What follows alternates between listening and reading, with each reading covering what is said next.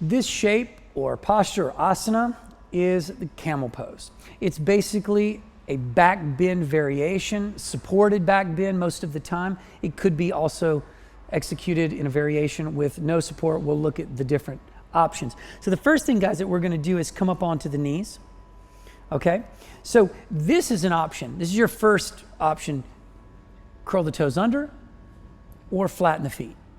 Let's start with the feet flat. This is, well, actually, let's start with the toes curled under, because if we start with the feet flat, we're actually starting in what I think is the most difficult position. So let's start in the highest position, and then we'll work from there so you understand the order or progression of difficulty. So in this case, go ahead, Melayne, and sit up. Now, she sits up and she reaches back and she connects her hands to her heels. So what's very important right now is that we don't let the knees flare open. I'm going to grab something really quick. Just hold on. I'm going to use a prop for us, okay? And the reason I'm going to use this prop is because a lot of you guys might run into working with students who, they're naturally, as they start to bring their hips forward, can you just kind of slowly, thoughtfully, just bring the hips forward. You might notice that people start to flare the knees open like this. So I'm going to ask Melayne, as she lifts, to also hug and squeeze the center line or midline with the body. So this is just me reminding her to activate the adduction, in this case, her inner seams. This hugging to the midline is the opposite of if she relaxes the inner seam connection, the adduction, and she starts abducting, abduction, she starts just rotating this out, external rotation, she's going to lose all the connection power here that she needs to keep her strong. And let me come down. Let me explain this and why this matters. When you're in a stance, when you're like this, when you're an athlete and you're moving sort of in this position, the amount of hug that you can create has everything to do with how fast and agile and springy you are.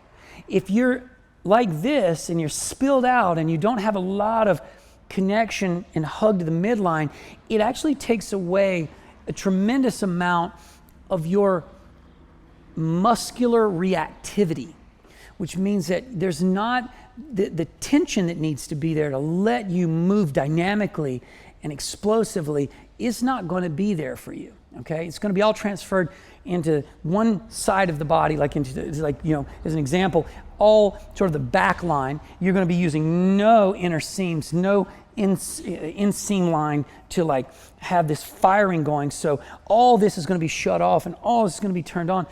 You're not going to be a balanced athlete. So it's not going to happen. So this is a place where you get to develop the connection and the awareness of this inner seam strength that you're going to need at all times. Because what's beautiful about this is, yes, we're on the ground, and yes, we've taken a lot of the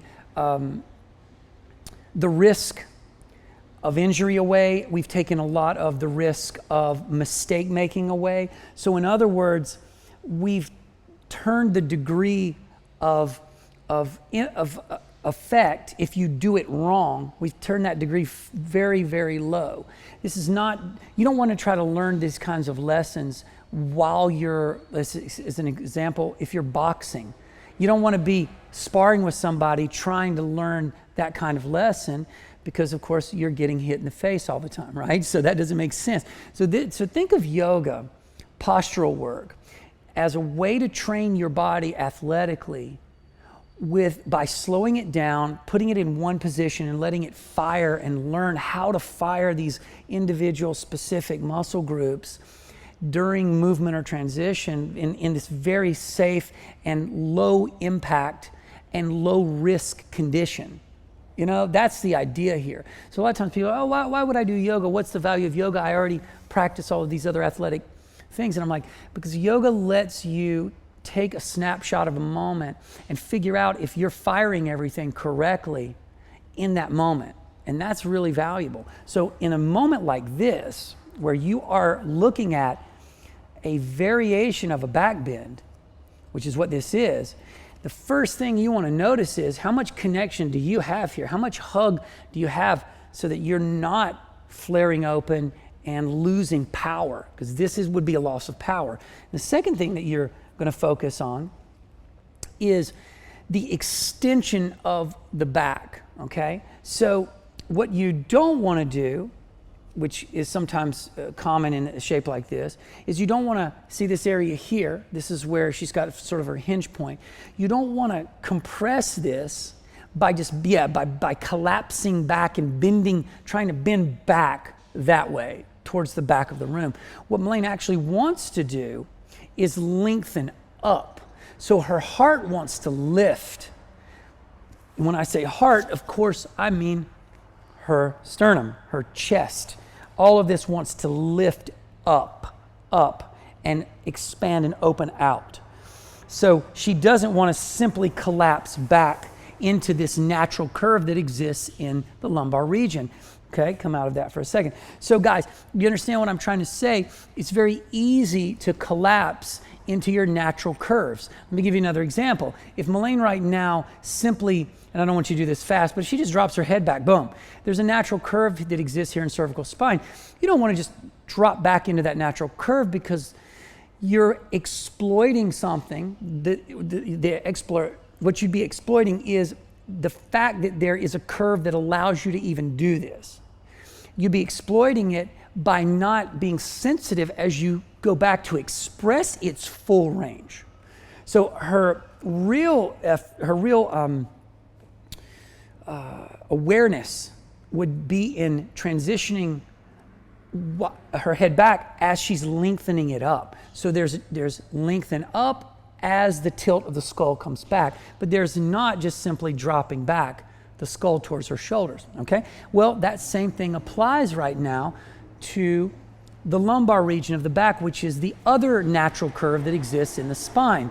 The thoracic has very little curve to it simply because it's there to protect the vital organs so it doesn't bend much and allow the spine to actually bend in or flex in and contact any of your vital organs, okay? Like your lungs as an example. So when she comes up, when she's here, and let's go ahead and start transitioning back in this position.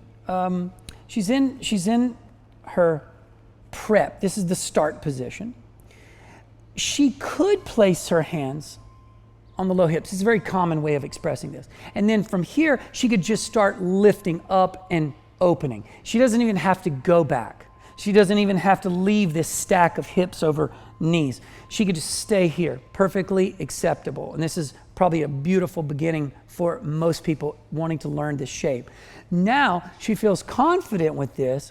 So the next thing I would say to her is she starts looking for, the heels. And again, I don't particularly care for that transition. I like to roll in and out of this. So here's what I would do. I'm going to have her bring her chin to her chest. I'm going to have her tuck all this. Tuck, tuck, tuck. Good. Pelvis tucks. Good. And she comes down, and then she starts. So this is how I like to teach people to enter into this shape. You come into child's pose. You begin rolling up the spine vertebra by vertebra. Good. You reach the top, which is the same position you're reaching normally anyway, which are going to be shoulders over hips. But as soon as you get here, you start lifting, drawing the pubic bone towards the sky. So this draws you up, which then creates this space through here, which is the back bend quality here that you're looking for. And then what you're going to do is you're going to fill this space back in. So she's going to start chin to chest. She's going to start closing this space in, vertebra by vertebra, rolling down the spine till the pelvis closes it in. So this is a little bit different. Okay, good. Now come up again and just come into regular starting position. This is a little bit different than just reaching back and hoping you fall into the shape correctly. The other transition is let's make the shape. In this particular transition where we just fall back, we hope that when we reach back, we go back enough, the heels are there. We hope that everything sort of maintains its integrity, and that if it doesn't, maybe we make a little adjustment and fix it. But why take all that risk when I can actually just sort of create the shape as I go? That's far more Budokon yoga style thinking than basically just making a shape. We don't really think that way. We think about transitioning into the shape, expressing it, and then coming out of the shape and back to, either the start position or to the next shape. So let's look at the last variation of this with the feet down, okay? So now you can flatten your feet, and again, same thing.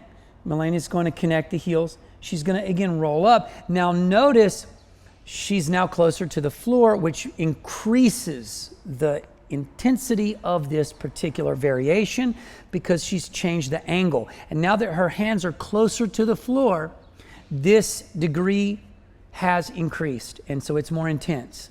Now I'm going to give her some support here and curl your toes under, and now see, less intense. So that's the difference between the feet flat versus the feet, curled under on the balls of the feet and the toes. And that is our flowering lotus, but that's the transition we call it, where you're kind of coming in and forming like a flower opening, or the shape itself, which is our camel pose.